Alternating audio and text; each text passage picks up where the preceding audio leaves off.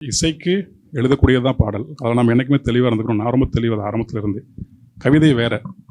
கவிதை ஒரு ஒரு தனி மனிதனுடைய குழப்பமோ விஷனோ அவனுடைய எந்த சிக்கலோ வெளிப்படும்.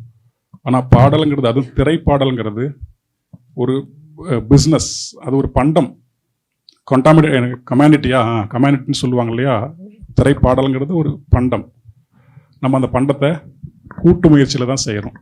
அதனால் இங்கே நான் முழுமையாக வெளிப்படுவேனே அப்படின்னா வெளிப்பட வாய்ப்பே இல்லை. அந்த சாரத்தில் எங்கேயா நம்ம கிளவராக நம்மளை முன் வச்சுக்கலாம்.